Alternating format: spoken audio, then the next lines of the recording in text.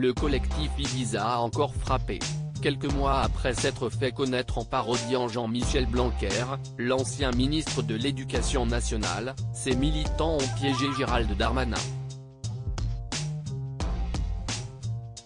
Ce samedi 24 septembre, le ministre de l'Intérieur était en déplacement à Versailles, pour assister à un café-débat mais aussi pour soutenir le candidat de la majorité dans le cadre d'une élection partielle. Sur place, plusieurs membres du collectif Ibiza l'attendaient de pied ferme pour le piéger. Un militant a d'abord pris la pose avec le ministre de l'Intérieur avant de déboutonner sa chemise et de dévoiler un t-shirt blanc sur lequel était inscrite une phrase « Ça va bien se passer ». Darmanin, l'impunité en marche. Ces mots sont ceux prononcés par Gérald Darmanin à Apolline de Malherbe il y a quelques mois. Lorsqu'il était invité sur le plateau de BFM TV le 8 février dernier, la journaliste demandait alors au ministre de l'Intérieur si le gouvernement ne s'était pas réveillé un peu tard, avec l'annonce par Emmanuel Macron d'une loi sur la sécurité intérieure dans les derniers mois du quinquennat. Gérald Darmanin avait alors critiqué une présentation très rapide et un peu populiste. Non mais ne vous vexez pas, calmez-vous, madame, ça va bien se passer, avait-il ensuite lancé à Apolline de Malherbe. Des propos jugés sexistes, misogynes et condescendants par de nombreux internautes mais également par plusieurs membres du gouvernement. Invité de LCI jeudi 10 février, Gérald Darmanin s'était justifié. Moi je fais comme vous, une pipe contre un service si j'ai offensé quelqu'un, je le regrette bien volontiers, avait d'abord reconnu le ministre de l'Intérieur. J'ai trouvé que le ton de votre consoeur était extrêmement agressif.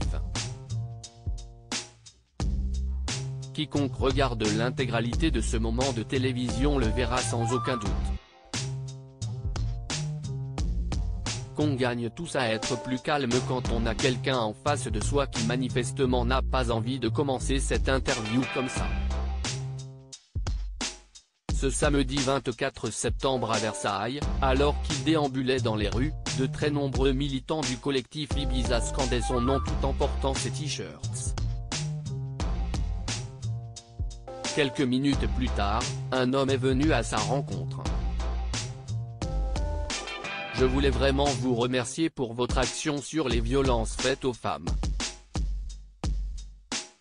Moi je fais comme vous, une pipe contre un service, lui a-t-il lancé. Gérald Darmanin lui a répondu que ses propos étaient diffamants, en plus y est-il enregistré.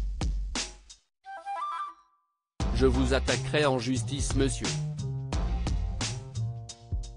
En février 2018, une femme avait porté plainte à Paris contre le ministre pour abus de faiblesse, entraînant l'ouverture d'une enquête préliminaire. Dans les colonnes de Mediapart, elle affirmait s'être sentie obligée d'avoir des relations sexuelles avec lui pour obtenir un logement et un emploi à Tourcoing. Gérald Darmanin a abusé de moi mais il ne m'a pas forcé à avoir des relations sexuelles avec lui. Je me sentais obligé de le faire pour avoir un logement et un travail.